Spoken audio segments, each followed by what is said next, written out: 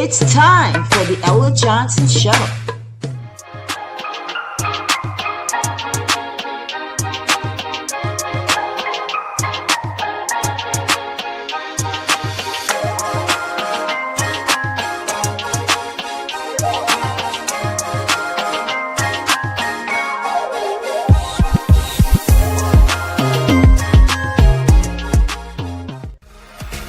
Thanks for tuning in to the Ella Johnson Show, where there are two sides to every story.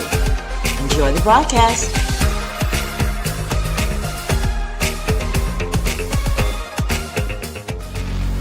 Stay tuned.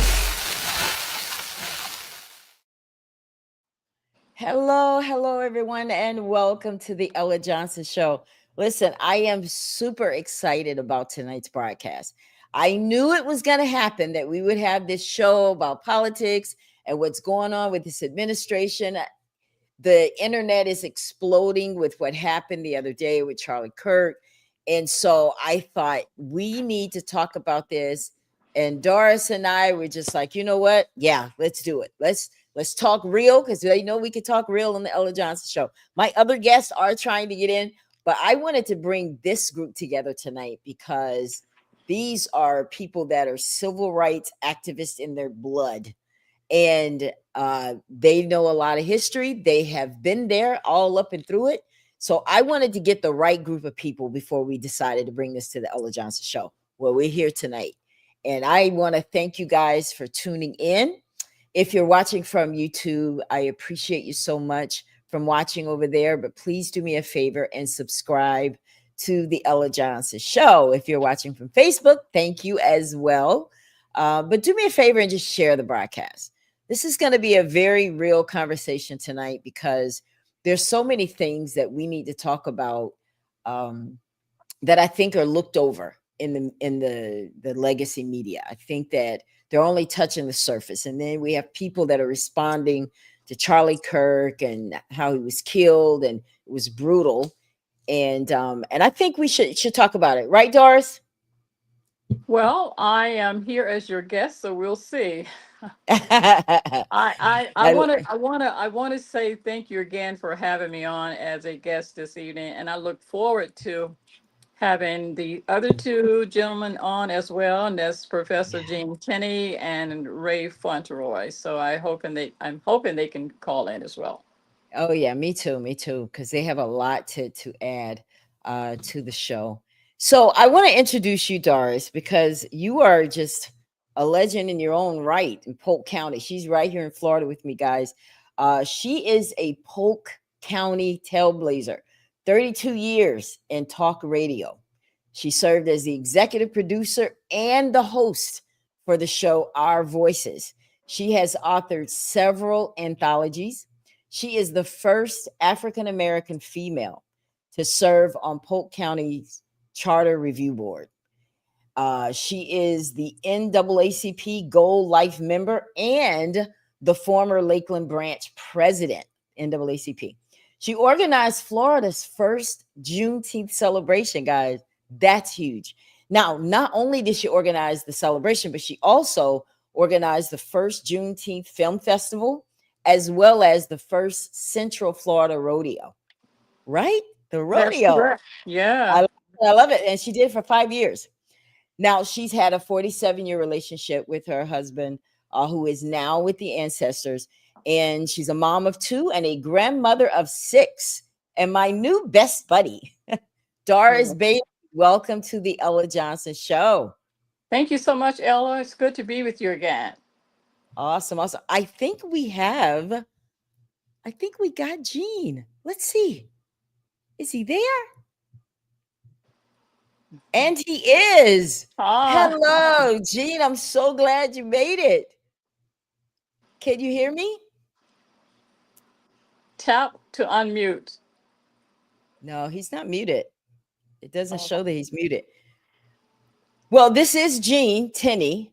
Let me just tell you guys who he is. He's a powerhouse. Listen, when it came down for me to break down how I'm going to introduce him, it was very difficult, right? Because he has done and accomplished so much, guys. So I'm going to attempt to tell you just a little bit about our guest tonight.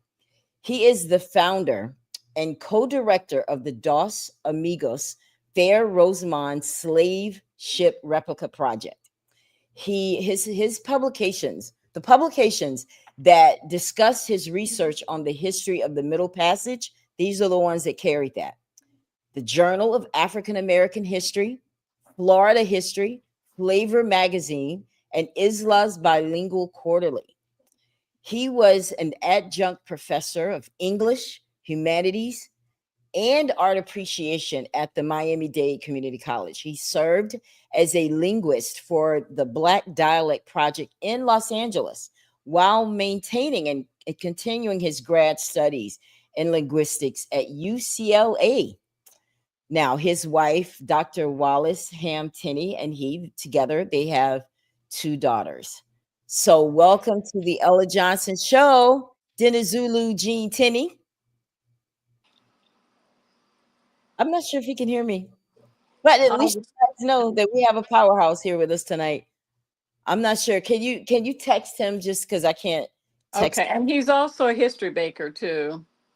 Oh yeah, he's a history maker. Like I said, there's so much, and I want him to share with you guys a lot of what he's done and learned throughout the years, because they're the best picked ones to have this conversation tonight because of their history in civil rights and humanities rights and fighting for people.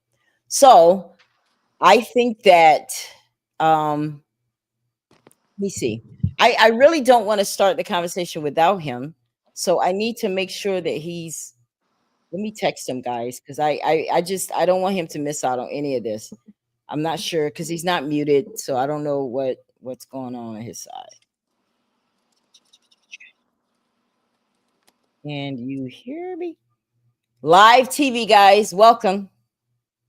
This is how it is. Jane? Obviously, he's not aware what's happening. I just Yeah. I just emailed him actually Okay. as Well, well. I think that we're going to definitely have to go ahead and get started in our conversation. Like I said, thank you guys so much for being here tonight. Can I hear any sound? Okay.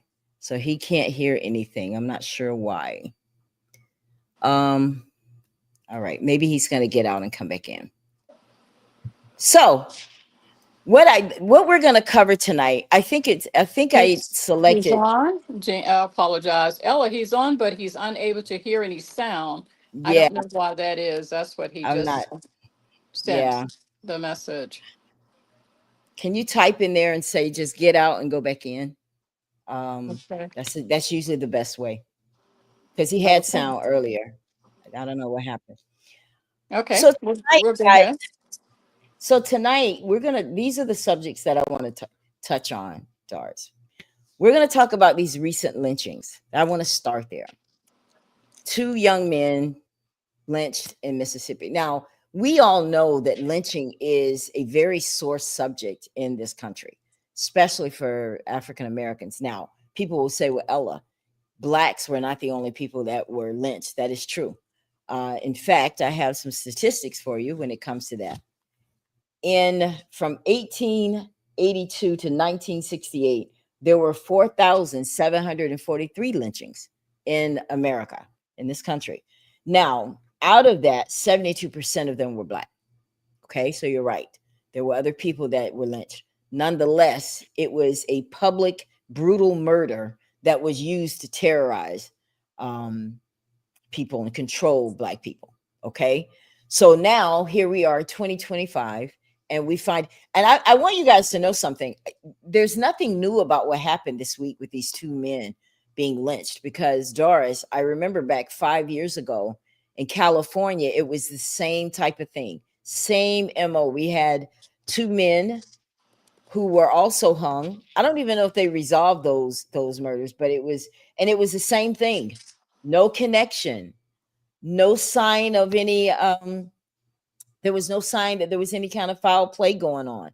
Like, are people really wanting to go out like that they'll get up on a tree and hang themselves? What was your thought when you heard about these hangings same day? Very shocking to me. And from what I've read, I would have to be suspect of those two lynchings, at least the first one of the student, because what I read is that his legs were broken and he had other bruises on his body. So that makes me suspect of what actually could have happened. And if I can digress for a moment about lynching, that is a very serious, serious matter.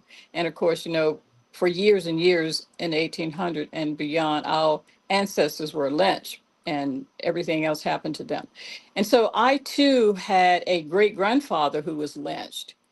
And in addition to that, and in Polk Oh no. County, yes.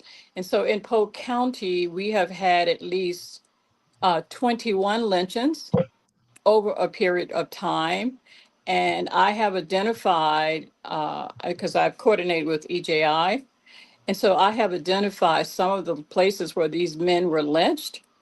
And we're going to work on that project, try to identify others so that we can have what they call collecting the soil and all of that information that has been provided by EJI in Alabama. So that is a serious concern, a serious issue for us. It still remains today, and that is unfortunate that it's happening still today. So what do you think the message was? What was the point in all of that? Right on the heels of Charlie Kirk. I mean, and they were just blaming the left, obviously, without even knowing who actually killed him. But what do you think that message was, that now we have these two? Now, mind you, there is no proof of the connection. One was a white, was the other one was white, and the other one was a black kid. But nonetheless, I think the other guy, his name is Corey. What's his name? I want to make sure I got his name. Corey It's Zucadis. Corey Zucadis, 34 years old. And he lived around a homeless camp. And so what do you think the message was, Doris, for this? again, I'm suspect. I have no clue. I haven't really an idea why it's happening now. I really have no idea, other than, as I say, what I've read about it, and I am suspect still. Yeah. Well, there's a cry for more information, because people are just not saying, well, you know what, that's it. There's nothing else to see here. Because I think about what happened with Charlie Kirk, and that was a college campus as well. And the same day, the cameras were working and they were able to locate the exact location of the killer and all of that. So I'm thinking, has there been any camera footage? Where is the camera footage? Why can't we see it? Why is it that they're so quick to say there's no foul play? Because I heard there are conflicting reports about these broken bones, that he really didn't have broken bones and that there was just nothing wrong with him. I don't buy that, because that's just kind of crazy that he's 20. How old was he? 21 years old, and he just wanted to take his life, and the only thing he could think of was to climb on a tree, kill himself. So I think that, He's, you yeah, know, Trey Reed, 21 years yeah, old, and yeah, I I don't as I say, that's very suspect to me that it would happen this way. And still though, to say, oh well, we're going to pass that off. They have determined instantly that he committed suicide, and his family yeah, doesn't feel that way. And yeah, so, it brings back memory to that family. Many of us, when you think about that, you think about the lynching of Emmett Till in 1955 in the Delta in Mississippi. So it just really kind of breaks your heart to hear all of this. yeah. It does, because for me, when I heard that, my heart went out to the family. I wasn't surprised that something happened, especially with all the rhetoric that happened after Charlie Kirk. That's really a topic I really want us to dig into. For the record, I have to say this: I do not celebrate this young man being killed the way he was. I do not celebrate it. I do not think it's funny. I do not think it was justified. I do not think that this was the only way to deal with our grievances. And I'm not basing my decision on what they think or anyone else feels or what they say or what they've done. I can only be responsible because every single one of us, when we see our maker, every single one of us has to respond to him. And Doris, you're not going to be there when he's asking me about what I did. I'm not going to be there when he's asking you, right? So we are all responsible for what we do and say. Now, with that said, let's talk about it. Now, what was your initial reaction, Doris, when you heard or saw this brutal murder on television? What was your first initial reaction to it? I honestly, Ella, I have not discussed that. I have not given that any consideration whatsoever. I've seen the press coverage until I had to turn the television off because it was in heavy rotation on every channel. And so many things have happened to people just because they have tried to discuss that. Certainly, I do not condone any hangings. I don't indulge any kind of killing whatsoever. It's wrong. That's wrong. And so as I say, I just haven't given that any consideration. I don't feel my need to even discuss him and what happened to him. I regret that he was assassinated or killed, and some are calling it a political murder or assassination. I don't know that either, but I've seen images of him and other great men that have been circulating around. So I don't just I don't comment on that because I don't follow it. I it's not in my rearview window at all. Again, though, I regret that it happened. And a lot of things have been said that he has said about, African Americans and others. But again, that's just something I don't get involved with. Comments about him, what he did, or how he lived. But I know it. There may have been some people who have said, "Hey, these thoughts that he has, and he's basically out there talking at these universities." And saying some things are very difficult for some people to accept and understand. But I want to digress for a minute, Elle, if I may, and Sure. Uh-oh. Boy, we're having a serious technical difficulties tonight. Hi. Let's see. Maybe she'll come back in. We may have to do this show a different time. Because I really want to make sure that you guys hear from all of them tonight. Because tonight I wanted to have a very candid discussion about what's going on in this country. I mean, not watered down, not in a way that we are having to be careful, but exactly how we feel and what we see about what we feel and how we feel about what we see. Because I don't think that it's a bad thing to talk about it. I don't think it's a bad thing for people to express the way they feel, but I do think that there should be some grace. But we do have to not do it. But there should be some grace, because I'm not going to judge people that don't respond. Because here's the thing: I hear a lot of commentators talking about how the response was for Charlie Kirk. And I hear people talking about how African Americans should be responding. You should not glorify. You should not do this. What I want to ask the question of is, how did they respond when he was killed?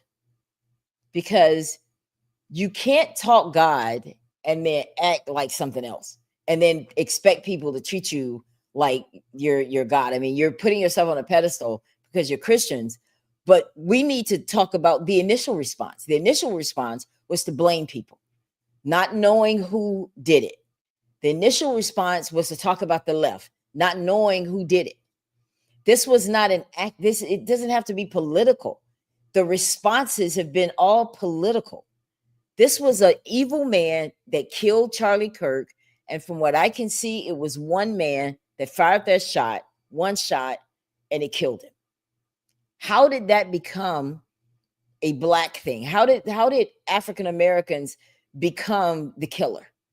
How is it? That's the part that gets me. The second thing that gets me about the Charlie Kirk thing is how we're so quick to say and play all of this rhetoric, and people not understand why African Americans are feeling some kind of way. Okay, I'm going to show you guys some stuff that I wanted to discuss tonight, because I just feel like this is where all of the hate and all of the rhetoric is coming from people who are angry. And I just want, for once, people to acknowledge it. Just acknowledge it. Don't try to brush over it. Don't try to make it seem like something is wrong with people because they're hurt. Don't try to make it seem like it's not justified that people don't feel it like you do. Anytime someone is killed, we should feel something. And I'm not just talking about us, but if you want to bring the politics in it, left, right, everybody should feel something. The same way you want me to feel for Charlie Kirk, you should have felt it for George Floyd. You should have felt it for anyone else who was killed. God knows there have been so many. There's been a lot of bloodshed back and forth on both sides. We have to fix this. Okay, we have to fix this. And when Black people are constantly being told, well, the planes flew out of the sky, you guys, it's DEI. There must have not have been a qualified pilot. And, those kind of things hurt. I'm going to speak to my Caucasian friends. When you applaud that kind of stuff, it hurts. Can we, for once, say how we really feel? It hurts. It's degrading. Now, if you are someone who's confident, it's going to roll off your back. Like, it'll roll off my back. I don't care, because I know that you don't know me and you don't know the plans that God has for me. And this is what makes me frustrated, though, is when I hear people talking about God in it. The left is nowhere near God's plan, but then you want to say you're a Christian. I want to ask you a question. I want to put this out there for the people that keep saying that they align closer to what God wants. Would God sit in the audience? I want you to imagine God sitting in the audience when you're doing the Charlie Kirk show and you're lashing out at Blacks and telling them to get off their behinds and go get a job. When you're telling them that I don't know if that Black pilot is qualified or not. When you say stuff like that, I want you to imagine Jesus sitting in that corner of that room. How would he think? Well, how would he feel if he heard you say that? How would he feel if he heard you talk the way you do about gays and lesbians? God loves the sinner, but he may hate the sin, but he loves the sinner. And none of us are perfect. So that's the part that gets me, is how we have turned him into like a God, that he was so aligned with God's word. He was telling the truth. Yes, anybody can read a scripture and say what the Bible says. You realize that the devil was able to do that better than anybody. He could probably do it in 5 different languages. So that's not impressive. What is impressive is when you don't spread hate and division amongst people while giving them the word of God. You can't tell me, Allah, God loves you. But you know what? I'm just using this example. But you know what? When you had that abortion, I don't know, you might go to hell for that one. Really? Then why did Jesus die? Because if you're going to hold me to everything that I've done, then he might as well not got up on the cross and die for me. I'm just saying. So I just wanted to show this one. These are some of the things that were said, guys. I want you guys to take a look at that. If I'm dealing with somebody in customer service who's moronic, who's a moronic Black woman, why can't it be a moronic woman?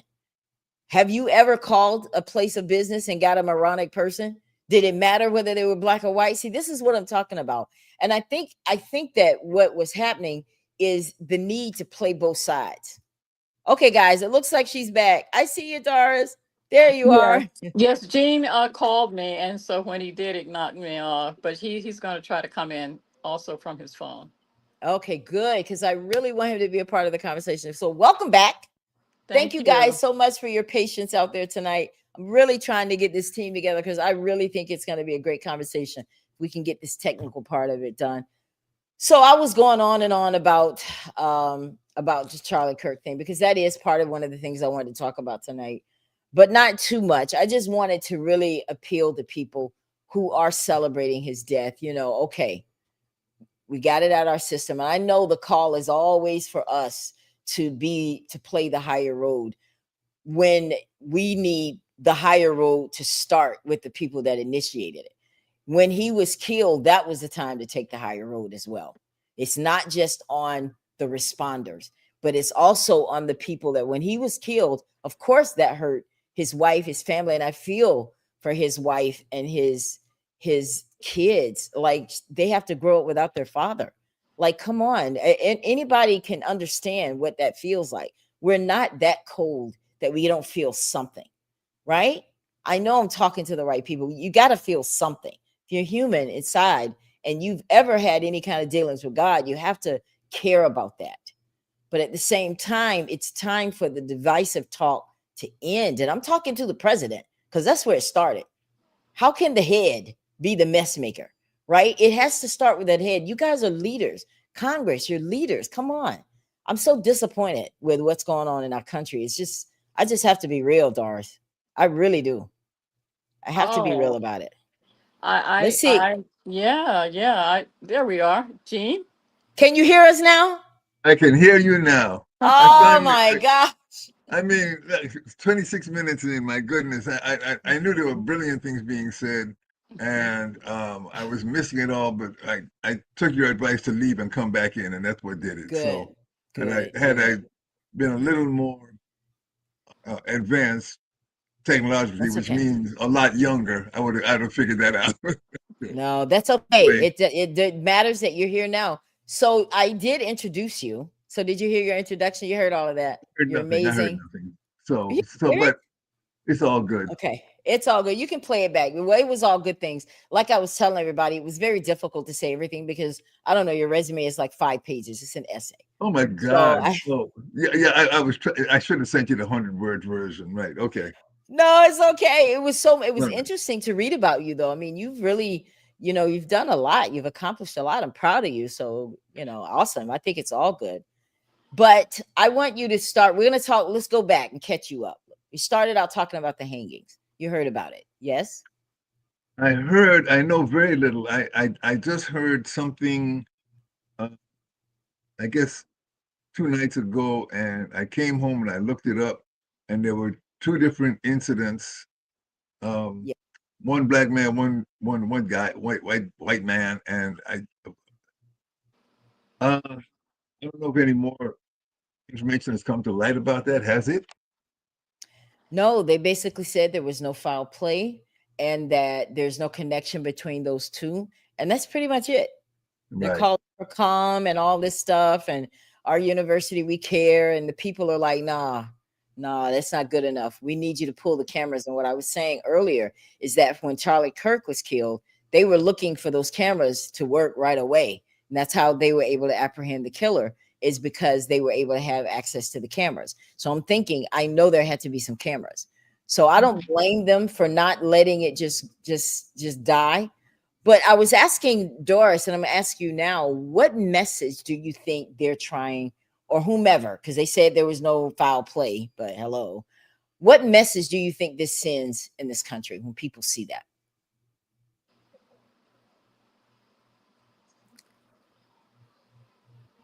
Gene, But I think, Gene, you're breaking up.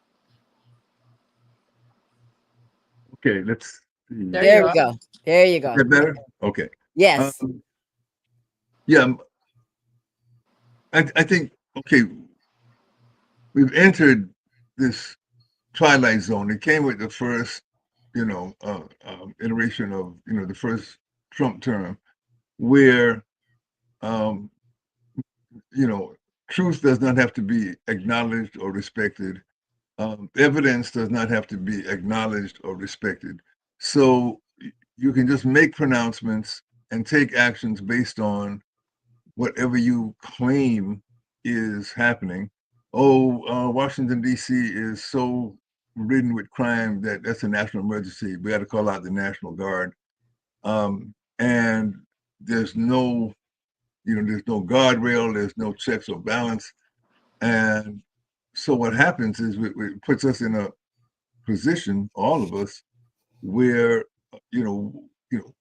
what can you do? Okay, so rational discussion is not on the table, and proverbially, argument with a fool makes you one. So I mean, you can't, um, try to get into um, anything like that. So the message that's being sent is essentially, it would seem to me, that we'll do what we want to do, how we want to do it, if we want to do it. If you don't like it, well, try and stop us, and then that'll be what the excuse for open warfare. I mean, this is, Yeah. it's really, and so I think, and what I hear, from thinking folks is basically what we need to do is just ask for divine guidance, listen for it, and follow it when we get it, and really look at, well, how do we light a lamp rather than curse the darkness? How can we kind of focus proactively on creating a better, healthier way to be? Our actions may not make the headlines or any of that, but just in our daily interactions, I think of our dear friend, our late Dr. Maya Angelou, who I think what has become her most famous quote is how that people will, they'll forget what you said, what you did, but they'll never forget how you made them feel. That's right. So I think if we kind of, the Dalai Lama, I think, had a quote about um, take every opportunity to be kind, and the opportunity is always there, that kind of thing. So it may not have any effect that we can measure or even see, but if we're kind of able to treat other people right, treat ourselves right, treat the rest of life, treat nature right, we are basically doing the right thing. And in the higher court than all of this, where all the accounts get reckoned, I guess that will have the effect it needs to have. I think that's about as much as I could speculate and say. I just, for me, I see things differently when it comes to this, because I know in my heart what it is that we're supposed to do. I know what the Bible says, how we're supposed to be. We're supposed to continue to forgive. We're supposed to let him handle it. I get that. Mm-hmm. But at the same time, if we do that, let's just say we don't talk about this anymore and they just keep doing it. At what point do we do something? Or should we ever do, or just let people just kill us?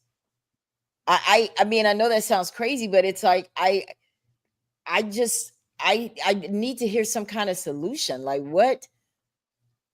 Okay, it was 2 this week. What if it's 5 next week? What if before you know it, the kids in our schools are forced to learn their religion, do things their way, even though they may be taught a certain way at home, but now they're bringing it into the schools. Everything's just infiltrated because we're just letting them do it. We're just like, I don't even know what we can do. If the school is not willing to look at the cameras, like, what can we do?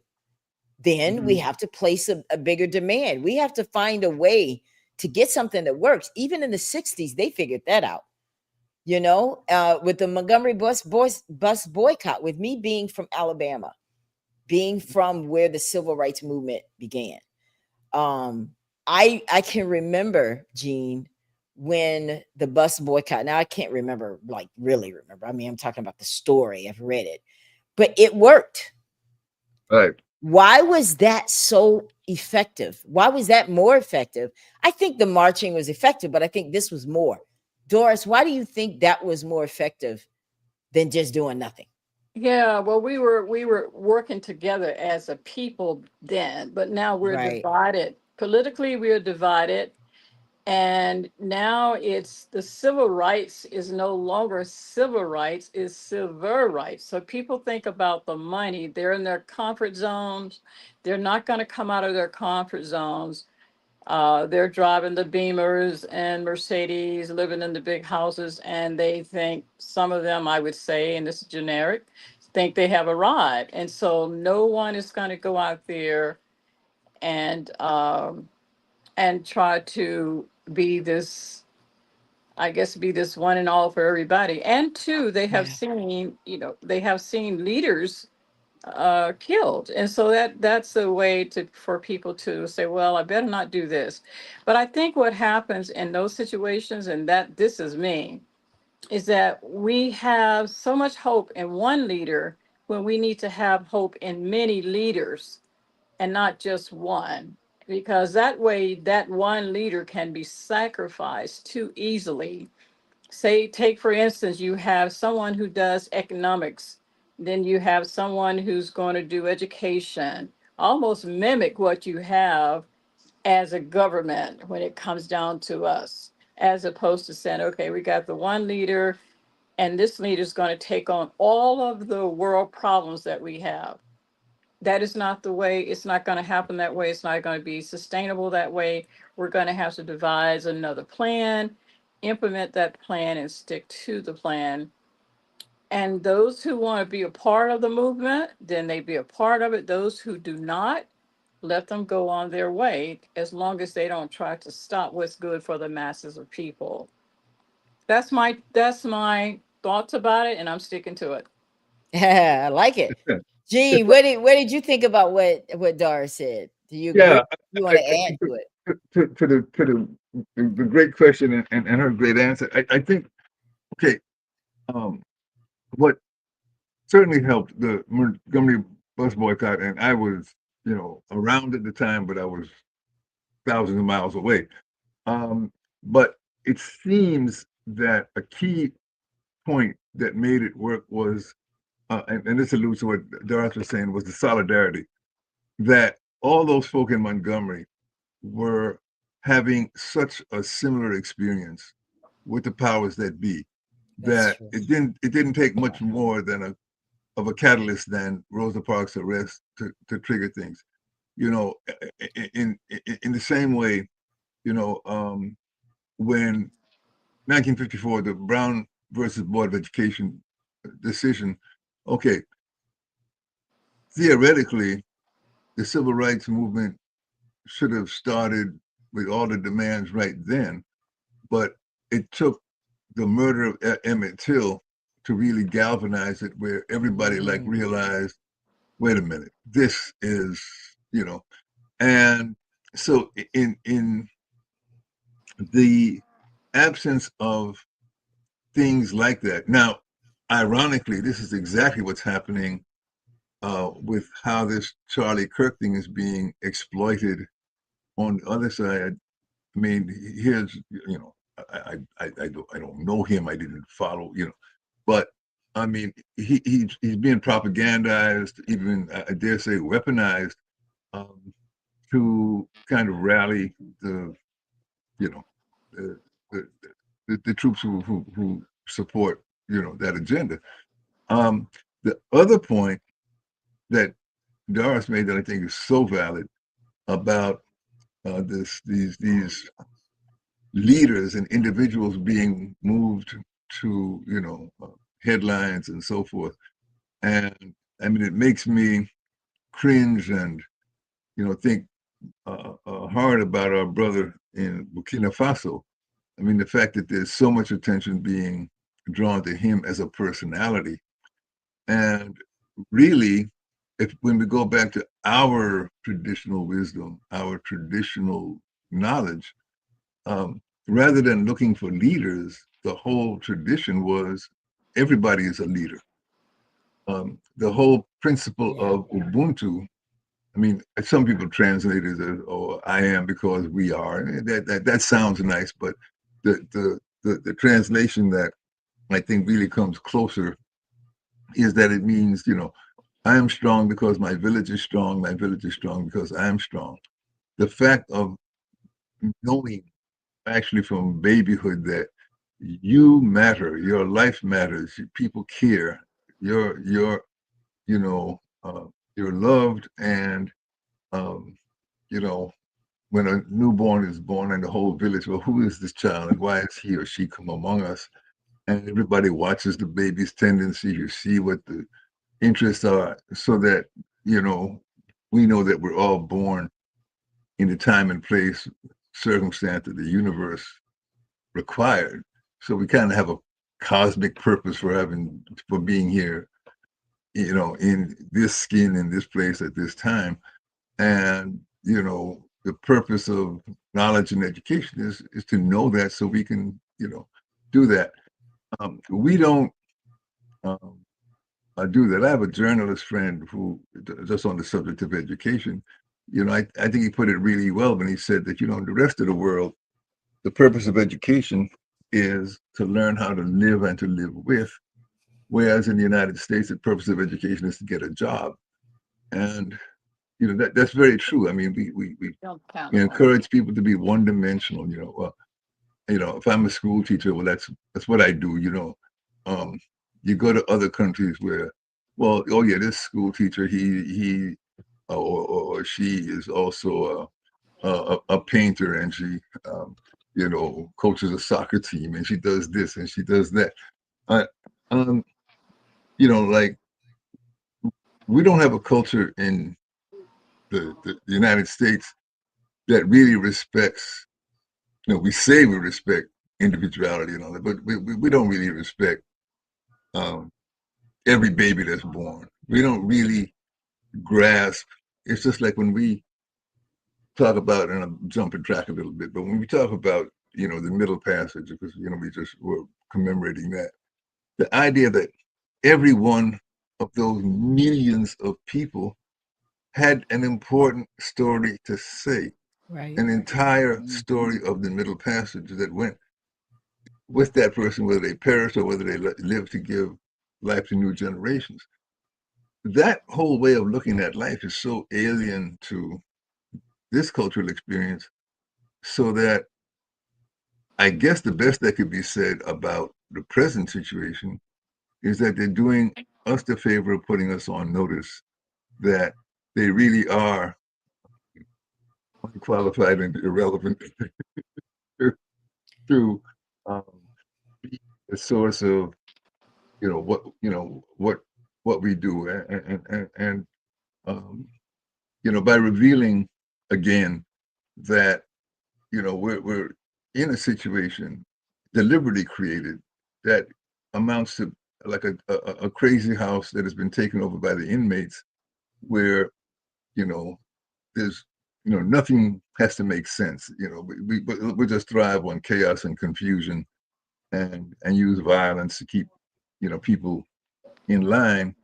Um, we I'll share a very interesting thought that both of you might um, have interesting insights about. Some decades ago, I was courting my present wife at the time. I I had gotten my first public art commission, and so I was going back and forth in Miami from the old Coconut Grove area where I lived to the park where the sculpture was installed. And in going back and forth, my car was in the shop, so I was taking public transportation. I got to walk past. I kept seeing a store called House of Miracles, and so one day I was curious. So one day we were together. I said, "Well, you know, I keep you. Let's go in there and see what it was." Okay. Long story short, it turns out that it was owned by a brother who was an Afro-Cuban Yoruba priest, and but and you know, we talked about, you know, a lot of different things. As we were leaving, totally unrelated to anything that we had been talking about, just out of the blue, he makes this statement. He says, "You know, that whole part of history that we know as the slave trade, with all the horror, the suffering, the death, that was how the ancestors saw fit to bring us here, because the African presence, the African genius were absolutely required to be here to save this from becoming a disaster that would have been beyond human I imagination. 100% believe that. Yes, Mhm. I do. And so we are kind of in a moment where history is saying, okay, the time has come. We got to step up and lead the way back to some kind of sanity. We can't be reacting to every crazy thing they do, because otherwise they'll have us putting out fires and running from pillar to post. We have to look at our agenda, which is basically, I mean, corny as it sounds, to let the power of love overcome the love of power, you know? And Oh, I'm that's so glad good. that you, I like that. you know, Yeah. so, yeah, that if we can actually do what we can to create a culture where people actually do respect themselves and comport themselves accordingly, you know, you're not doing crazy stuff like going to fake wrestling matches and screaming and yelling and wishing somebody dies in the ring and all, you know, all those kinds of Yeah. uh, uh, substitutes that people come up with for living, you know. Um, we are probably going to have to look at growing more gardens in these urban environments, uh, Oh, definitely. all kinds of Yeah. things, knowing full well that we're up against people who are so treacherous that they'll try to destroy those. I mean, that's what they do. But you know, and then it comes to back to uh, your earlier point, Ella, when I first got on. I mean, you know, every time these horrible things happen, you know, we say, well, we've been in the forgiveness business for how long? How long All does our lives. this go on? You know, Yeah, that's yeah. how we were trained. Yes. And oh, and then there's one relevant point too that I think, you know, we'd be remiss if we didn't bring up, which is that today is the 175th anniversary of the enactment of the Fugitive Slave Act. What we're seeing ICE doing is like a totally total reenactment of that same script. To target people, they need to carry papers, they need to defend. European Americans are not being asked to prove that they're American. No. So, and then you're detaining people and asking questions later. Oh, well, we found out this person that we sent to Rwanda or Nicaragua or wherever else, El Salvador. Oh, well, he was legal after all. Okay, well, see what else you can come up with on him. And if not, well, okay, bring him back. And, you know, there's no apology, there's no compensation, there's no acknowledgement that you did wrong. And with the Fugitive Slave Act, if you were uh, apprehended, you don't get to testify. You get nothing. You don't say anything in your defense. You get to present nothing.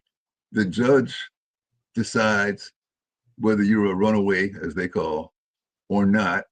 But And aren't we still there? We're still there. well, We be honest, regress. Yeah, um, I think so too. Yeah. and yeah, so I think, you know, like some of these anniversaries, you know, they just get to be convenient touchstones for you know, So here's what I want to do. I want to bring us back to 2025. We are faced with some serious right now. I don't hear the leadership. I don't know where people are. I don't know where our leaders are. I see everybody on Facebook and in social media talking about Trump. I see that. Let's talk about our leaders, because that's one of the things I want to talk about. Are our leaders doing enough? What is it that we need from them? If we had some of our congressmen watching right now, I understand that the Republicans control the House and the Senate. I get that. I've heard it the entire administration. Now what? Now what? What do we do when we don't control any of it, but yet we still need to be able to live in this society without going back to the 1960s? So what do we do? How do we respond then? I guess the first question is who are we actually considering to be leaders? I mean, some of the, Good the question. celebrities, um, I mean, I, forgive me, I mean, Oprah, I mean, I don't want to put her on the spot any more than anybody else, but um, I mean, it's amazing. I mean, and this goes back to that January 6th thing. How is this being enabled? And where is the the somebody saying, well, this is not, you know, tolerable. This is not They acceptable. try. They do say it. They do say it. But Okay, I don't know if they know anybody can get up there and say it. But right. what power? What do we have to work with? This is Because I now, keep hearing them. Trump can't do this, then Trump does it. He's yeah. not supposed to say this, and then he says Right. it. And then we have Gaza as a classic example of, I mean, here's just absolute wrong being done with impunity. And Yeah. what can anybody do? Today, the U.S. vetoed a Security Council resolution in the UN. Uh, so, um, I mean, I'm I mean, not. it's just it baffles me because I'm starting to feel like our leadership is giving up. Like they're just throwing their hands up and just waiting on an election and hoping that that will get them out. Right, My and that's thing not going to is do. that's not going to do it. If I were a politician right now, thank God I'm not. If I were a politician right now, I would be appealing to everyone because you're losing. Like, let's just say, for example, the Democrats, the Democrat politicians, they are losing followers. They're losing people are Yeah, getting out of the Democrat Party. They are. I don't know where they're going, but I know they're leaving this. That should raise eyebrows. That should be like, okay, so then maybe you need to reach out to people from the other side. We have to reach across the aisle. We have to. That's what Obama was good at. And it can't be about us and them forever. We're not going to survive like this. No one is. Even it's they're going to true. fizzle out. We can't do it like that. Right.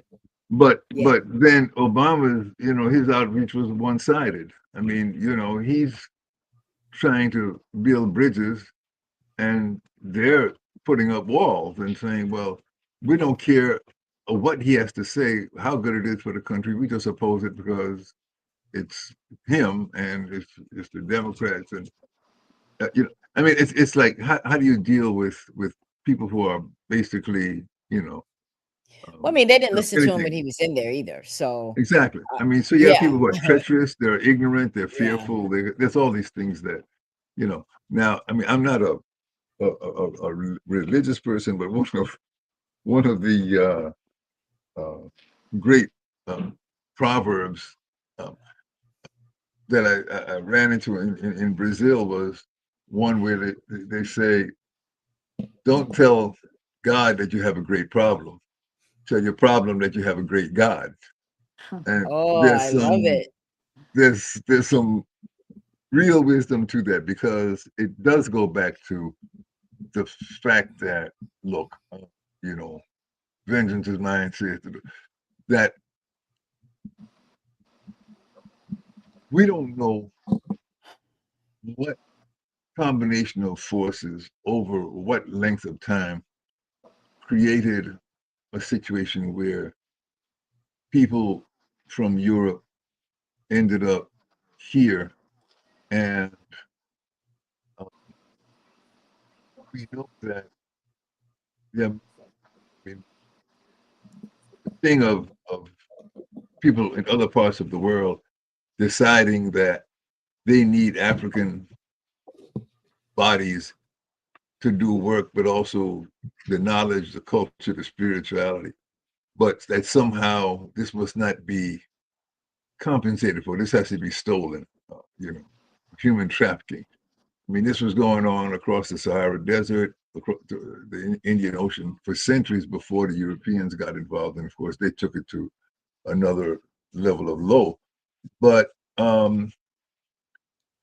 there are, I mean, I'm convinced that in African history, there have to have been times when people tried to do that, and our people were just strong enough to just no, it can't happen. Somehow, by the time the 1400s got around, there were enough. Just you didn't need many, one, two, three corrupt people, corruptible people that Yeah. Europeans could come to, and that's like cancer or a Every, virus getting into your body. right. And I think that's part of the problem. I think that we have too many leaders that can be easily bought. I Right. think that we have leaders who aren't really in it for you. I think that they've reached a level of success and they've forgotten, or maybe they never felt what it felt like to try to figure out what you have to eat. Well, how am I Mm-hmm. going to feed my kids? How am I going to send my kids to school? How am I going to Mm-hmm. get you have families that have to leave their kids at home alone because they can't afford daycare. And I think that the leaders, they say they understand, but it takes a real one to be able to fight for that. And what I found is the ones that can fight for you are the ones who've been there, Yeah. that didn't And, forget. Yeah. mm. And if I may interject on that note, Ella, as I mentioned before, when you talk about leadership and why are we not as active and we are not as cohesive as um, I would say ancestors at this point, because beyond the 60s, I don't see much activities, 60s, 70s, especially since the 70s, the 80s, 90s, and moving forward, you don't have many of those leaders. But if you look at leadership, I was looking at a list of young leaders, and Carla Hayden, number one, she was the first African American woman to serve as the Library of Congress representative there. Then we all know of Congresswoman Jasmine Crockett, who is very outspoken. And then Dr. Topeka K. Sam, she is the founder of Ladies of Hope Ministry. She's been very active and on the forefront.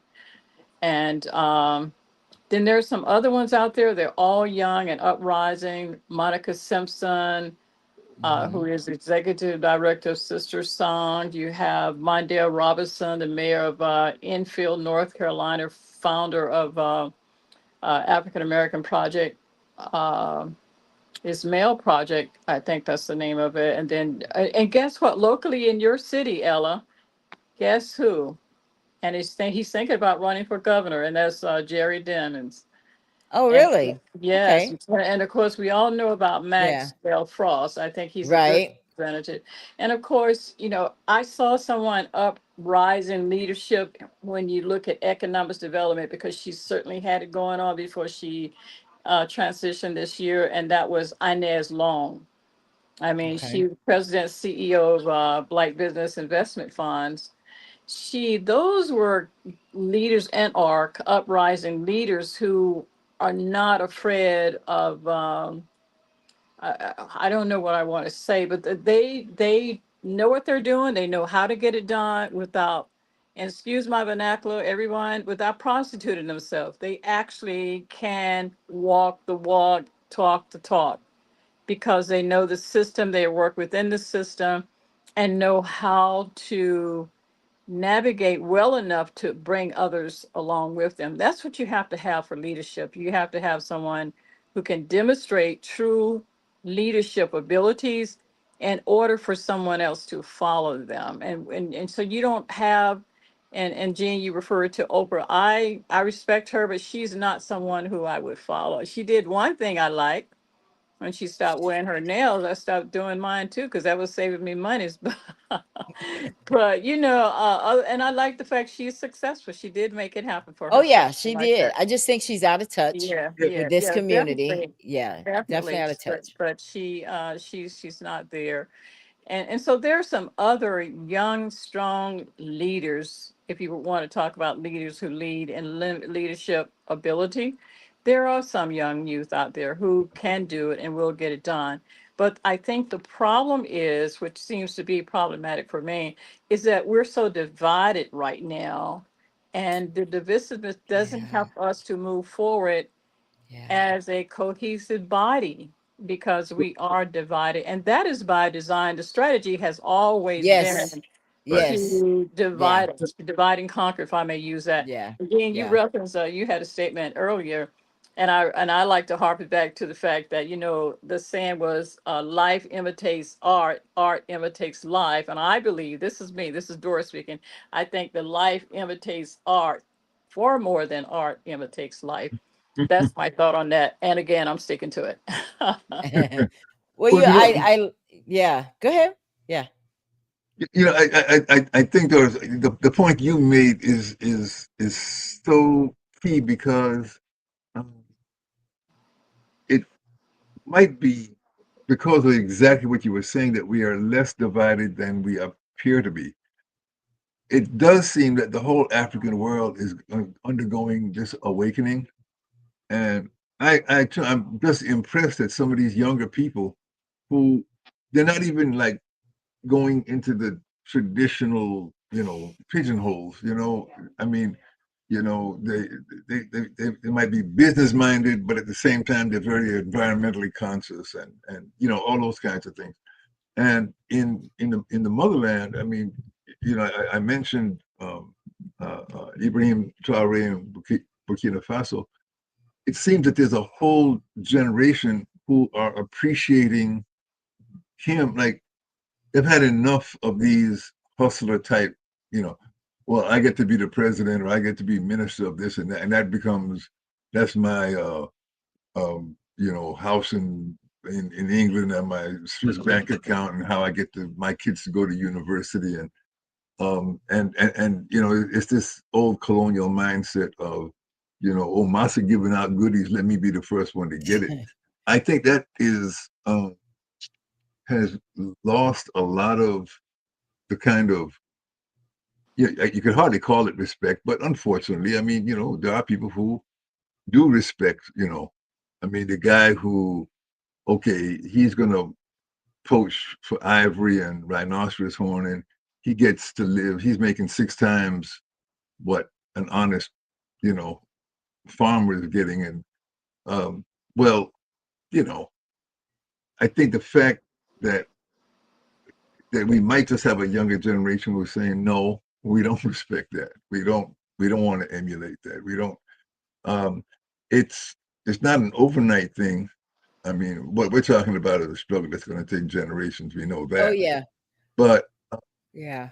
journey of a 1,000 miles starts with a single step, and if we're able to take real steps that we may not even see the results, but we know that they're true. Well, each step then really does count.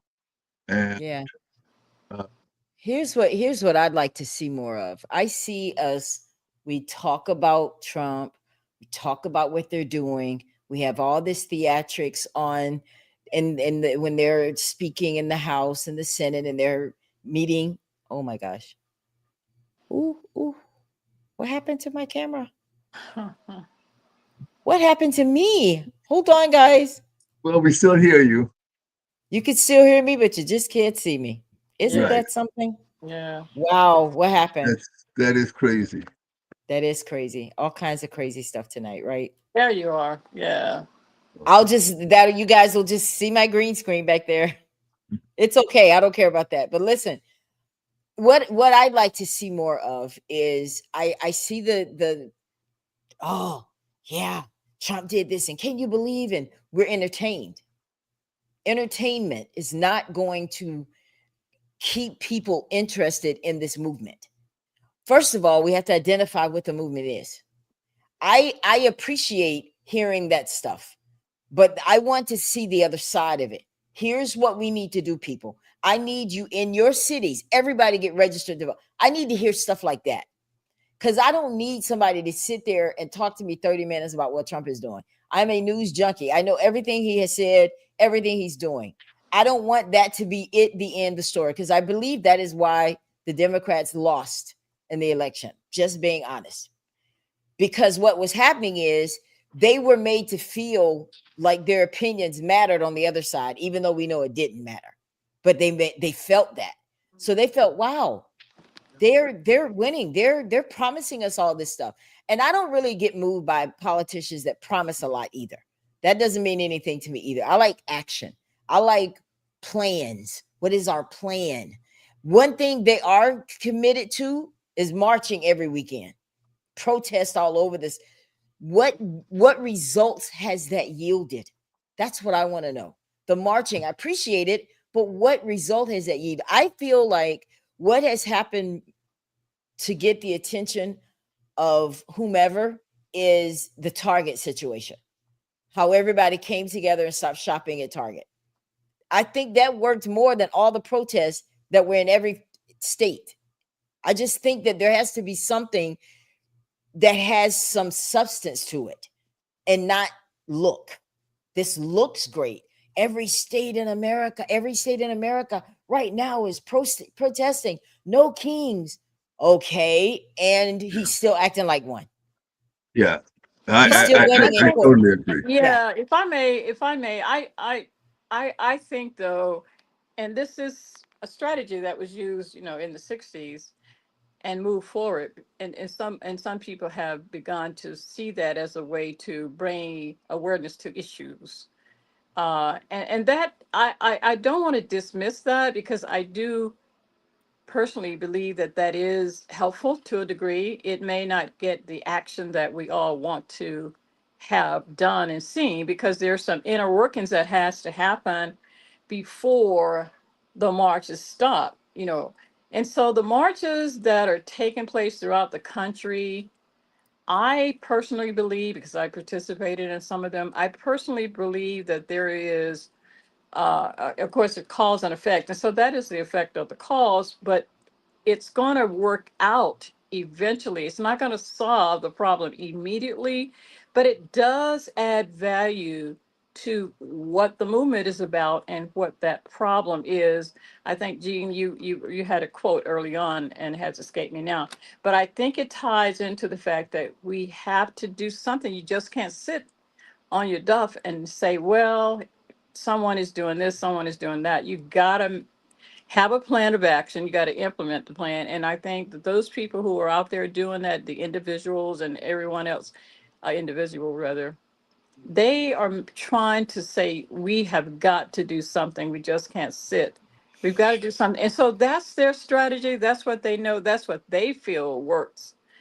And I personally, again, would say yes, it does to a degree. You can't see it all happening now. It's intangible, but it Yeah. will show later that yes, because of this, there was some movement. It did have some great significance in trying to make that happen. I do believe Yeah. that, and I see it happen. I will participate again. I won't participate in radical movements, but something like that for a cause, yes, yes, and yes. Yeah, So because I think both of you are kind of alluding to that famous Frederick Douglass. I mean, you know, um, it may be a moral struggle, it may be a physical struggle, but it has to be a struggle because power Yes. concedes nothing without a demand. There is, I mean, yes, we can ask for guidance, we can do all those things, but there does have to be, and I think that the challenge here is because I think you used the term entertainment. Um, it reminded me, gave me the old nostalgia back in the 70s, we had edutainment, where we, Oh you, yeah. yeah, oh, what was that? and What did you say? What is it? I missed Entertainment. that. edutainment, Edutainment. edutainment, Okay. You that, do. that, Mhm. that the, Yeah. whatever the concert you go to, there's some element of consciousness and purposefulness that's built into that. And I guess it raises this question of like, okay, we know this has to be a struggle. There's a natural human tendency to seek comfort over hardship, but how do we make the struggle attractive? And I think that's what happened in Montgomery. That there was something about that made people know that this is this is something. We could win this. We can do this. We will do this. Um, I think what and helped it though, Gene, what helped move that along is because they said, okay, you're not going to get on the bus. However, let's carpool. right, Let's get people to work. You still right, met their need. exactly. We want people now to jump on board with something. And it's like, you want me to do what? I got to pay my rent. You know what And I'm saying? I exactly. So you're gonna And, lose them right there. You're making me well, choose well, between and feeding that's my what I'm kids. saying Yeah. is how do we make it, ho- given that that's the reality, Yes. how do we make the things that people can do, attractive? Um, like, okay, if you're struggling, to pay rent, we're not going to go around taking up a collection because but, um, Yeah. uh, because I mean, what we have, we have this whole thing of unsung heroes and sheroes in our community. Um, it's not like it used to be, but it was like almost how when I was coming up, like there was always some mom who would have milk and cookies after school for the kids who, you know, the Right. latchkey kids and And things. that's, Yeah, yes, yes. Yeah, the latchkey. Yeah, did absolutely. that. They didn't Village. do it. The village Yes, yeah, mindset. and I think there are all kind of folks who you know are they have much more going. They have much more talent, much more knowledge than is being recognized. Who, if there are ways where those talents can come out. Um, uh, uh, Yeah. I don't know. Okay. I work out of an art studio, and Yeah. okay, that's kind of right. That's you're there. You're producing this. Hopefully, it's going to be right. It's Yeah. we're trying to build up the old collective energy around that. Our national organization and so forth, um, which is which can be really effective. In Miami, we had the Miami Black Arts Workshop in old Coconut Grove area, the oldest part of Miami, where the kind of early Bahamian bedrock of the Black community Right. was. Yeah. And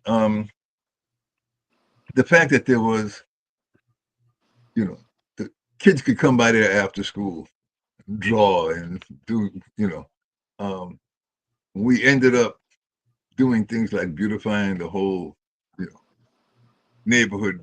We were able to get grants to, im- improve the look of Yeah. the business area and all. Um, there are, I mean, the art community, I think, has yeah. a real role to play in this.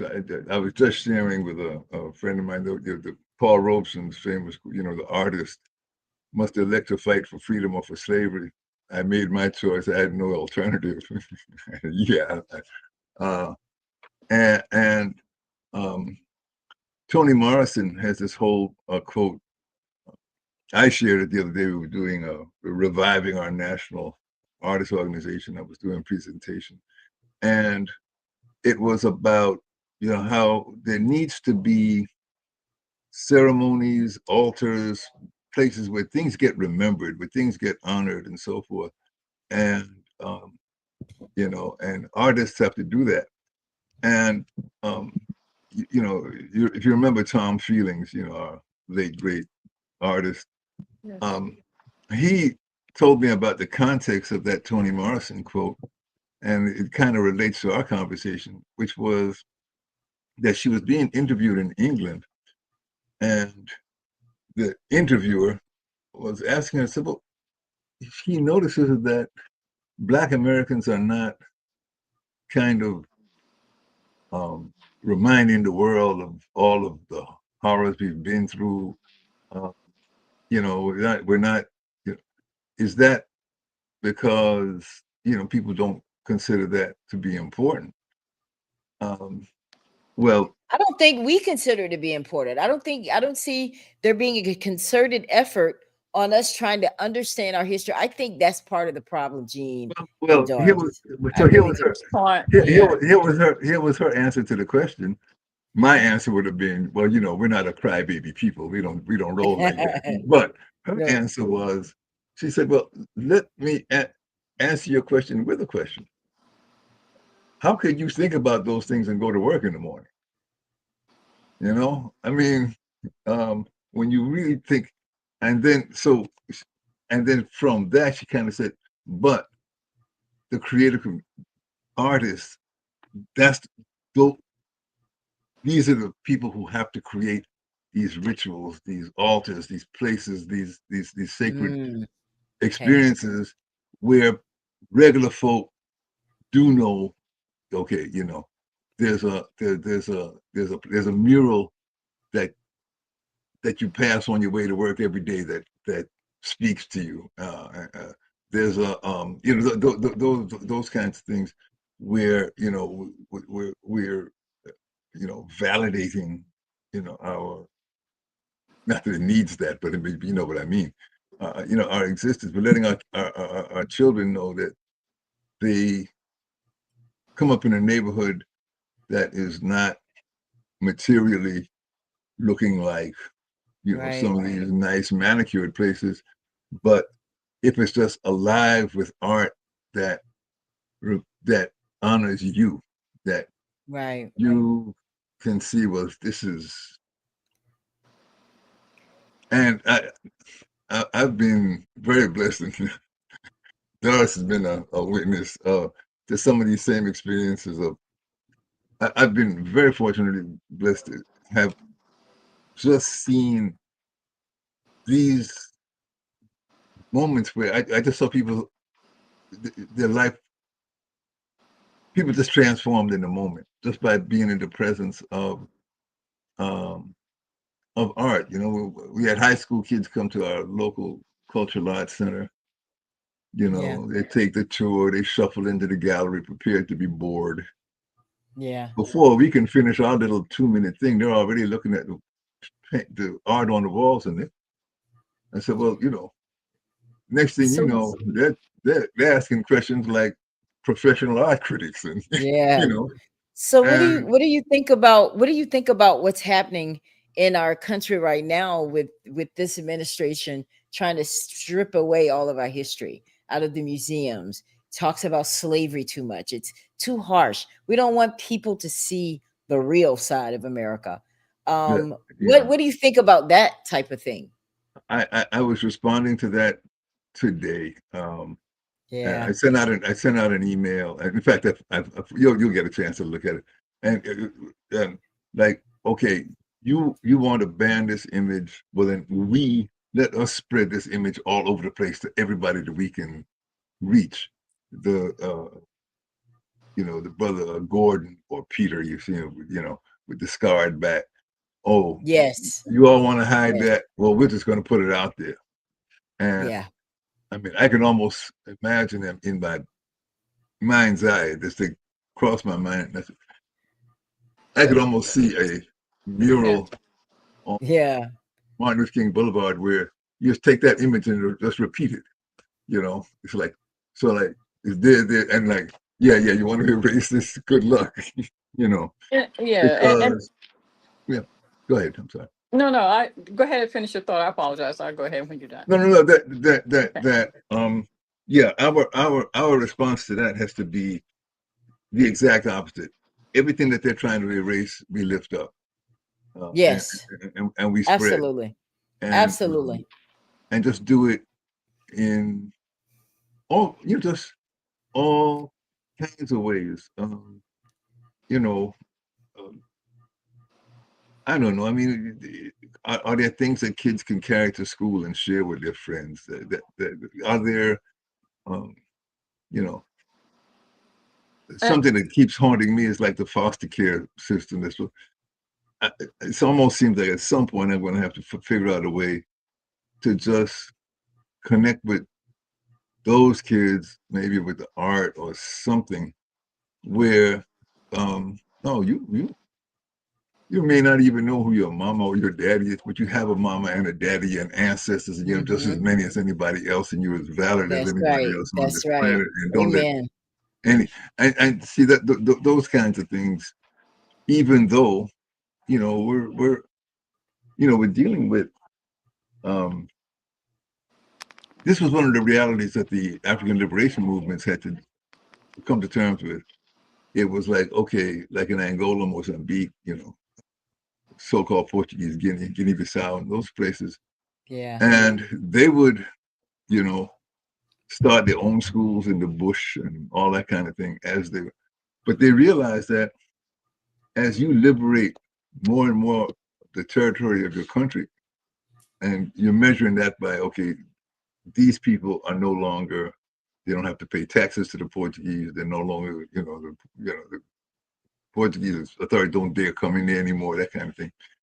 But then you realize that you also have to deal with, you have people who are mentally ill, you have, um, you know, people who need shoes, like all these needs that, you know, But you know, but Right. we got yeah, but may I, we have to be responsible for, Right. you yeah. know.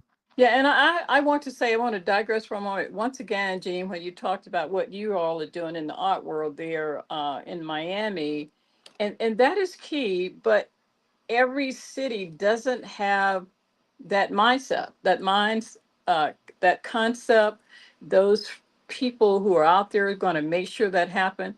In the state of Florida, if you recall, and this touch upon your question, Ella, you talked about, first of all, you talked about your theme was for tonight with about a pledge of allegiance, right, for us.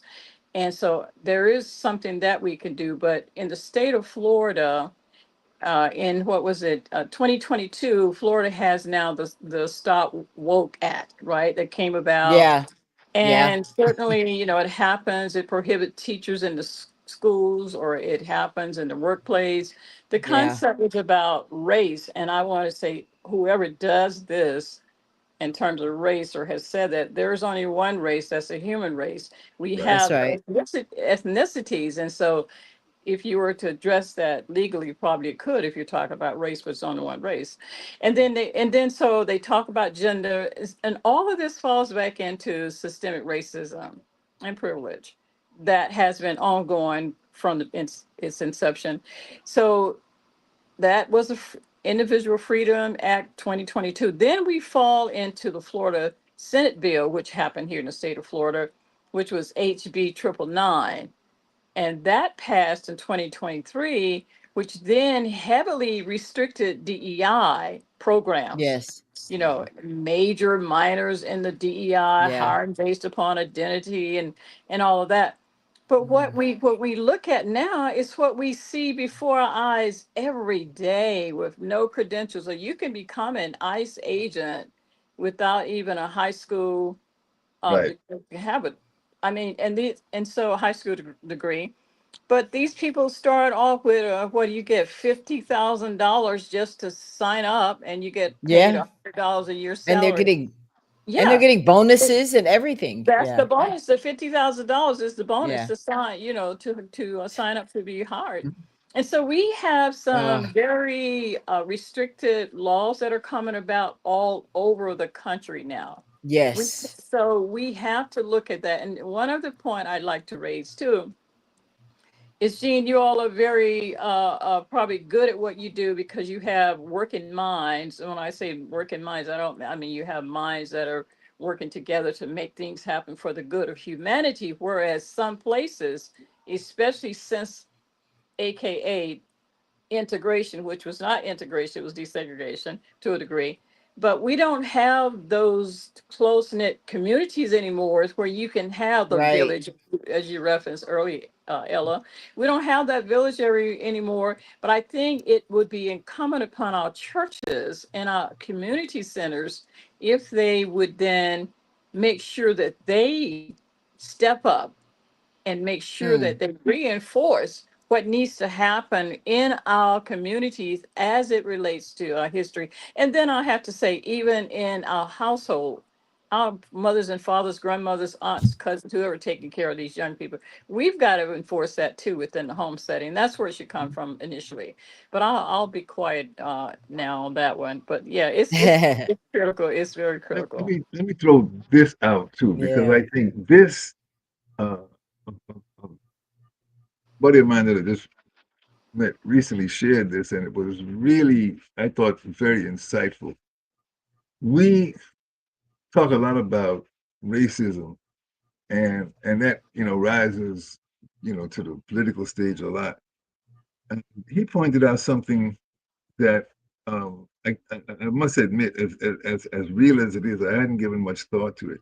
He said this. He said, um, this country has a much more serious problem with misogyny than with racism. Mm. Wow. And Okay. when and you say, okay, this is what, Kamala Harris and the whole, that was a serious part of that. And when you really think about it, because it doesn't make, it's so American, it doesn't even make the headlines. But, what healthy society can you even imagine that does not have utmost respect for females? I mean, for your mothers, hello, how'd you get here? Come on. That's a good point. God. That's a good It's a point. very I And good mean, point. and It's a very good and point. and the fact that does not get the focus. And um my wife and I were a few months before the so-called election, there was an interview on the radio, and they were talking about this whole kind of wondering about this whole evangelical support for for Trump and that kind of thing. And what came out was that that within that evangelical community, there is this kind of culture of, yes, the man is the authority, and what it okay, we have a European American friend. She was very active. She's moved out of Miami, but she was like real active in the arts and helping people get grants and all that kinds of thing. And after the 2016, because I was one of these people that thought that, okay, this whole Trump thing was just a just nonsense, the women will take care of that, and then we'll get back to sanity. And they didn't. they 58% didn't. of women, you know.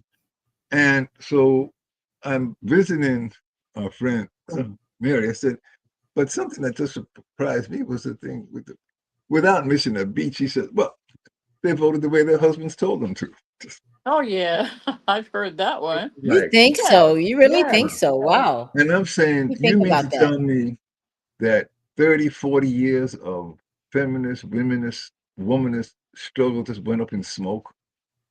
And just what, like, all of that was for that's what you come to, is that um Why do you think, I'm a little lost here.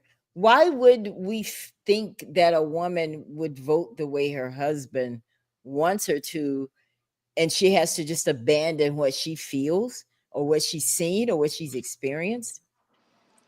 I mean What that's do Yeah. Lifestyles, and comfort and status, and they're not giving that up. That's the bottom line. right. That's how Well, that happens.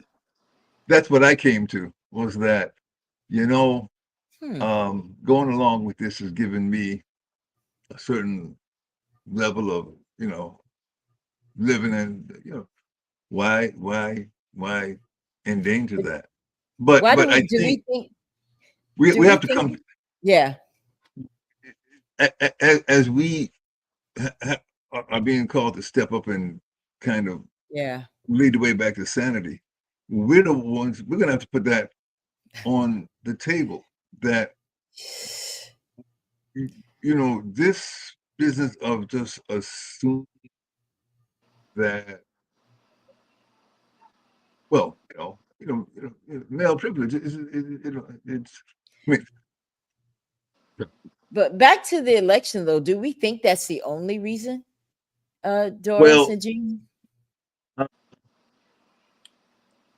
it was, When but when she said that, and here's somebody who's in that, lives on that side of the tracks. I said, well, there must be some validity to it because see, we don't see, it's like the the thing with domestic abuse and all like that, and Mm, there are these situations where the police get called and all this, right? and then you talk to knowledgeable people and say, look, these upscale gated communities and all like that.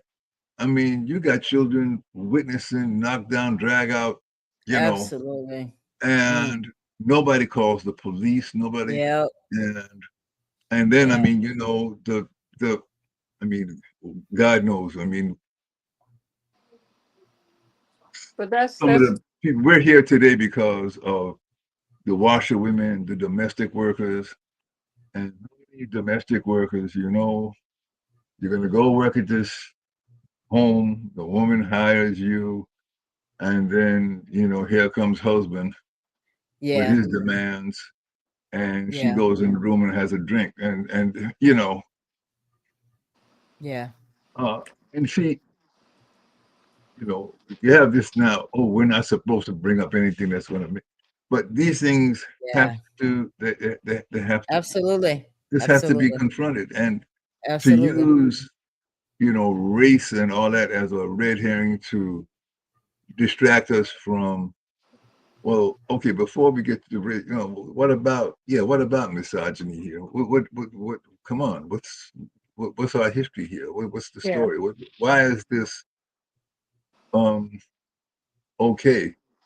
Um, and maybe I mean, I've got two daughters, so I mean, I'm I'm always Yeah. Yeah. rooting, and Well, I again, love yeah. seeing these women on the sports doing sports commentary, just Yeah. showing that look, I'm looking at the same game you're looking at. You Exactly. know, um, Yeah. you, and you know, we because we have to get back to balance, back to harmony, back I to agree. And rhythm. that's a long walk. That's a slow walk, Gene, to Yes, be That is a honest with you. slow yes, walk. That's a long, Yeah. slow walk. But I do want to say, in reference to the point about why these people allow this to happen, these females, because they then know, and you say, oh, children are in the house where you see all kinds of verbal abuse or physical abuse, and that is going to happen because those women who are in those marriages, as such, they are dependent on that male. They're in this relationship. They seek status. They're comfortable there with whatever they hmm have. And so they're not going to right. upset our apple cart. I mean, it's just not going to happen. The other point, Right. I want to digress back to the topic for this evening when we talk about uh, Black Pledge of Allegiance. When it comes to that, for us, we have always been told that, oh, you're doing identity politics. But who doesn't do identity politics, right? Exactly. And Right. so when Right. it's us, then they're saying, oh, no, you shouldn't do that. You're doing that. But I think we need to really listen to that, because to do anything outside of that is a dangerous play of disconnecting ourselves, right? And trying to, as you talked about, to bring that allegiance back. What kind of allegiance is there for us to have? And what do we need to do? I mean, we don't have a flag per se. We have been pledging allegiance to a flag since the 1800s. And Yeah. that flag what has the flag done for us lately? But we do So, Preach. have our so red, black, and green well, flag now. we have the who was Marcus Garvey brought about Yes, the yes, the yeah, red, yeah. black, and So yes. I subscribe to that. I subscribe to the colors of that flag. So I mean, but because we came here, or we were born here, most of us we were, but our ancestors came, actually was already here, according to some readings and some authorities, right? And that was a great shift. That's hmm another subject. That's a great Yes. topic. That's a whole nother subject. But any rate, and Hmm. so when you talk about your theme for tonight, the possibility of the allegiance to each other, that's what we have to do. We have to be able to Yes. have an affirmation And then to Yes. identify with that affirmation with each of us, to identify, relate to that, and then have some moral fabric to resist temptation. And that's going to be hard for some people to do. And that's why we're in such a, I call it, danger zone.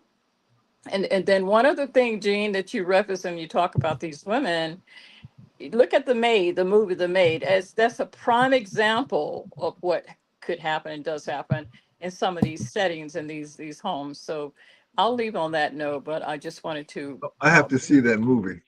Yeah. Yeah, I think you That must, was, because you just touched upon it tonight about what you yeah. thought about what's happening in Right, these households. right. Yes. Because I mean, I just happen to know of, and what I mean, I still find it shocking that some of the women who've been through that are as open talking about it as they, have been, at least, that, Oh yeah, that I get a lot of I've them on my encountered. show. Yeah. Yeah. They talk I about their mean, stories. Yeah.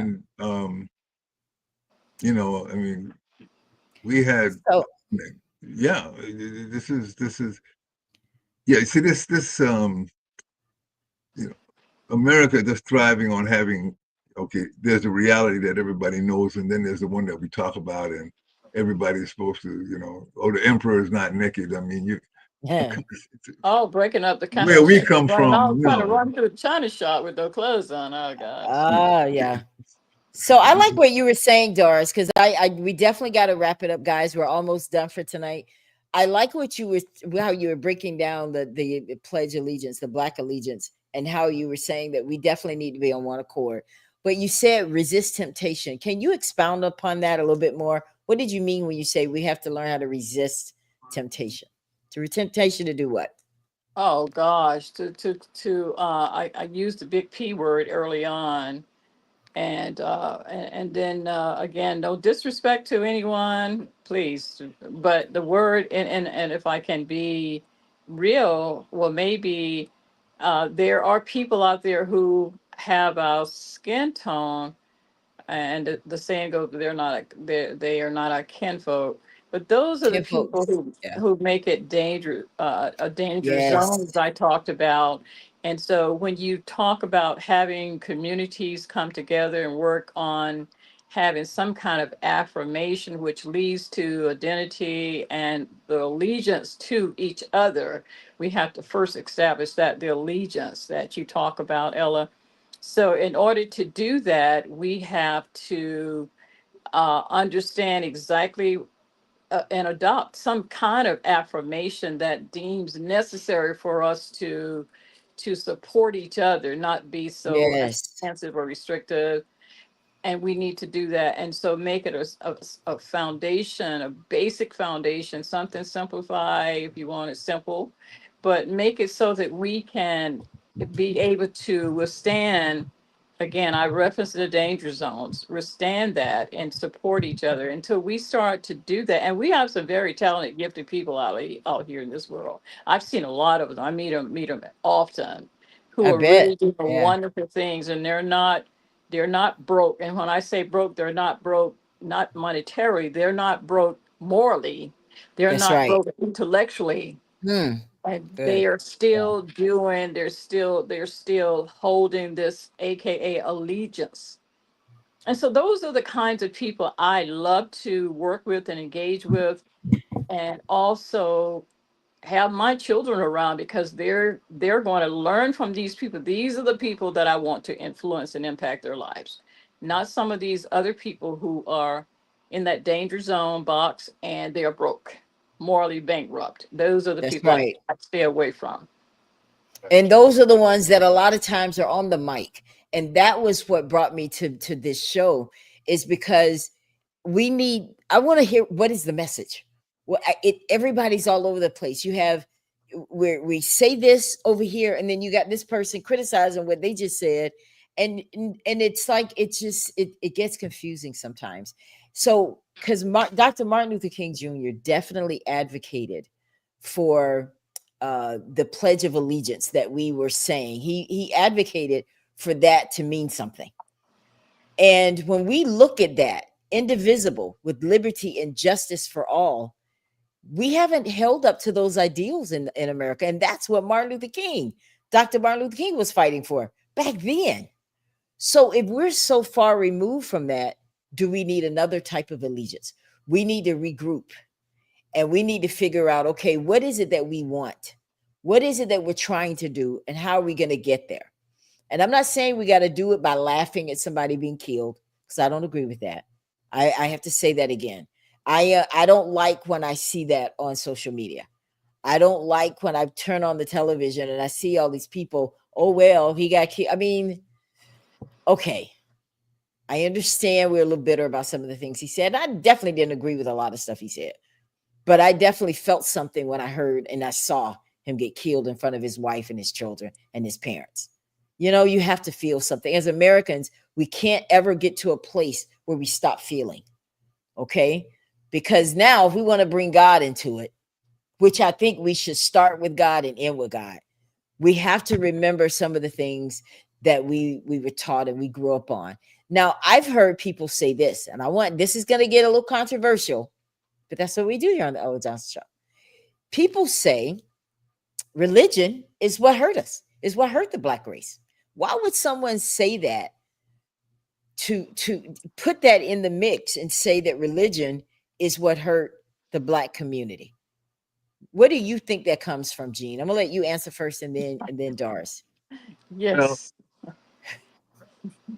Because I've heard it. I know I'm not the only one. I know you guys have heard it, right? I think that the simple answer, first of all, is making a distinction between religion and spirituality. You know. Okay. Yeah. Yeah. We That's. have, my aunt used to say, you know, two or three Black atheists in the universe. I mean, you know, that's real. You know. But you know, the fact that religion in America particularly has become a capitalist enterprise,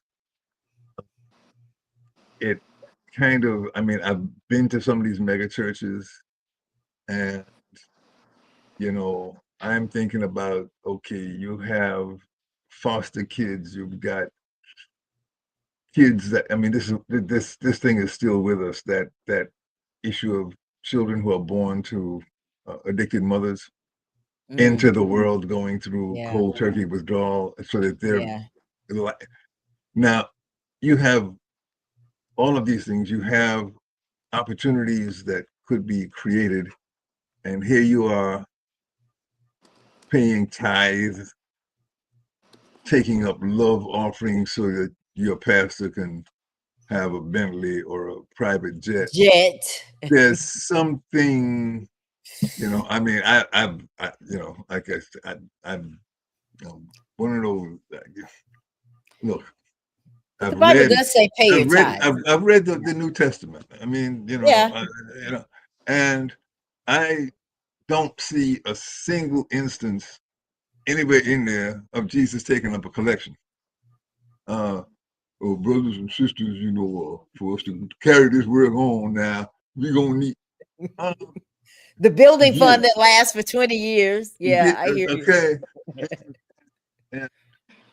Yeah.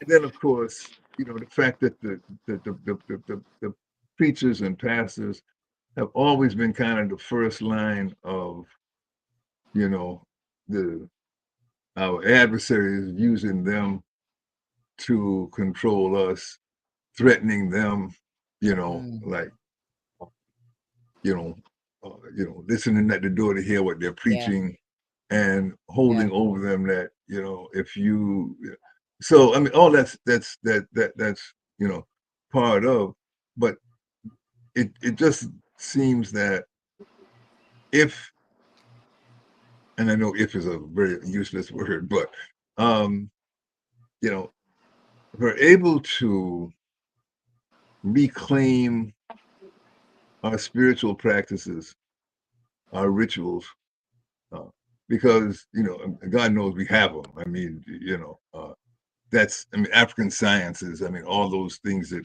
ways that we have of accessing the spirit world and being able to get truth and guidance and all. Well, if we can keep those things sacred and get to a Yeah. place where those who are born with the gift and get elevated to, being, you know, what we Right. might call priests and so forth, are, no, don't have ego come into this. Don't boast about how many godchildren you have, how many people you um this is not about that. And I think that's where that goes back to what Doris, what you were saying about temptation, is Yeah. being able to resist those, because I mean, it will come at you. I mean, Oh yeah. and to keep your Yeah. integrity, Yeah. um, keep eyes on the prize. I mean, that's what Yeah. that whole concept. That Yeah. no, we're not going to get we're not there yet. We got to get Right. to that. Absolutely. Yeah. So So I want to hear what you have to say, Doris, because we got like 2 Yes, minutes, yes, guys. Yeah. I understand that. And Jean, I wanted to go back to Bream, Afasa, King of Fossa, where he took leadership at age 37. And now he's in Yes. partnership with another king there in Africa. And these two brothers are very, very sharp. I wish that some of our brothers could go in and look at what they do and how they govern. But anyway, to answer the question about religion, and I'm a spiritual person, very, very spiritual. Mm-hmm. But I look at that in several different ways. I was listening to a preacher, young preacher Sunday, who preached at my church. And he said that, you have pastor's anniversary, pastor this and pastor. He said, why don't you just call it money day or something like that, just go and raise some money. But Money Day. anyway, That's funny. yeah, it was. And I think it went over a lot of people's head. I really do. The audacity of him to say that, I said, well, he doesn't mind because he has his own church. And so he has his own following. He doesn't have to worry about anything. But anyway, the point that religion does come about, and I look at Gene and to you, Ella, the first slave ship was named what? right, Jesus. the Jesus. Jesus of Lubeck. Yes. Asus, Yeah. yeah, from Queen Elizabeth in the 1500s. Right. And then I look at some readers and I hear some African friends who said, and they will say, oftentimes it would be the missionaries that came over and they sold them a bill of goods. They closed their eyes to read the Bible or get down to pray, and they walked off with all the minerals and resources and golds and all of that. Hmm. I mean, this is true, Right. that you hear people say this, right? And so, and then you hear Abreem and others say that as well, and that's why they have come in and they're taking control and they're saying, no, we're not going for in this. We're not going to have this happen, and we're going to have that happen. And I can respect that leader, that kind of leadership, and I'm so afraid for them because I just feel like one day someone is going to try and take their lives, and so that's going to be hard.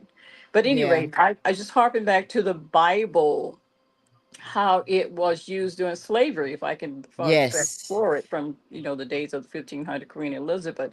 But if I can look at the Bible as it is told, that the Bible was used to really keep the slaves in In check line. for Yes. years. Year to when the massa was not there at night, there was this book, the Bible, and if you did anything wrong, God can see you and He strike you dead Yeah. and all that. So that kind of weapon, that was a weapon, I think, a weapon of mindset to bring more harm than anything else that it was used for. So, Yeah. and the Bible itself is so, there's so much contradiction and in there in the Absolutely. certain chapters, Yeah. and that's a whole nother True. discussion.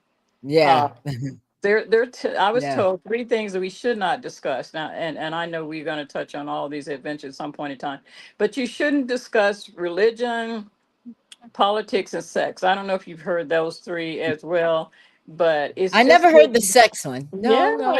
yeah, but No, it's I never heard always that one. good to have those kinds of discussions to see where people are in their way of thinking as it True. relates to I can understand that. Yeah. these critical Yeah. teachings that we're learning and what we're practicing in our daily lives. So Right. on that note, I will end and thank you for your time, and to those who are out Yes. there listening and following, I appreciate your support here this evening. Doris, I That's what thank I, you so much yeah. for the introduction to Ella. So thank Yes. you. I Thank you. listen, we have to do this again. We have to get together. We're all in Florida. I know you're in Miami. Doris is over at Lakeland, and I'm in Orlando. So I think we should all come to Orlando. I'm kind of in the middle, right? That's the midway Okay. point. Yeah, I come to Orlando any day before I go down to Miami. But yeah, that's Oh fine. yeah, I'm telling you, It's just Gene, the you're Yeah. going drive. down. Gene, I don't want the drive. That's all. That's why I'm I told telling you. you, me either. So y'all just gonna have to come over here to Orlando, and we can go out to lunch, talk more. Yeah. Because Sounds good. I think we can mobilize and start some things. We kind of mentioned that, Doris. I know you were like, look, I know, I think I talked to you too, Gene, and we were talking about, maybe we can mobilize, maybe we can do our own little thing in Florida. Instead of looking for people, we are the people. We're the change we wanted. We can be the That's change that we right. want to see. So Right. I'm looking forward to that. But yeah, the reason I brought up the religion thing is because that's what I think whenever I see politicians coming to church, because you think about it. What is that? We are leader. I can't read that. Read it for me, Doris, We because I are the can't. we are the leaders we have been looking for. Oh, I Eddie love Glaude it. Jr. How Yeah. timely is I that? How love it. timely is I that? love Yeah. it. I know we got off to a rocky start tonight, guys, but the purpose of this show tonight, thank you all for sticking with us and being patient. But the purpose of this show tonight is to start the conversation, because Yeah. I think it's time for us to really have a real conversation. And we can't have pie in the sky type stuff. We got to talk about the meat and potatoes of the thing. Okay, guys, we need to get together. We need to unify. We need to stop all this division. We got to stop talking about this and that. No, we got to figure out what we need to do for our community. Stop making excuses and let's come together, right? Otherwise, this thing is going to get out of control, and there's no telling what's next. So we got to band together for real. So I think we could do that. Thank you guys so much for tuning in to the Ella Johnson Show. Thank you to my guest, G. Dinizulu. Did I say it right? Yes. Oh, I've been practicing that all day. What does it mean? Dinizulu is a Zulu name. It was the name of the last of the great Zulu kings. It was laid on me because I was back supporting the struggle over there. And Okay. it was explained to me that Zulu means thunder. And Dinizulu is the one who makes the thunder happen. So I Wow. said, oh my God, I got to live up to that. Huh? Oh, Okay. I love it. Oh, I like that. So, The thing that makes the yes, thunders. Okay. yes, That's yes. your next book. Bring the thunder. Like, Yeah, and let me also just add saying. another quote. How long, Dr. King said, how long, not long. So we got to make it happen. So thanks so very much, everybody.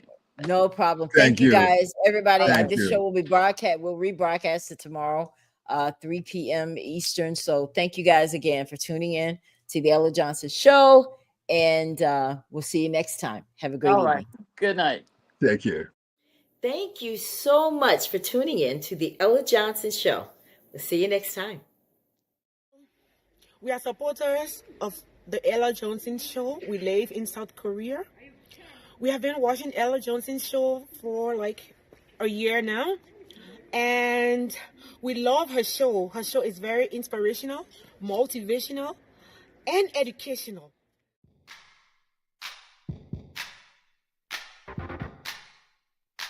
If you would like to be a guest on the Ella Johnson Show, send an email to theellajohnsonshow@gmail.com or send a text message to 407-334-6997.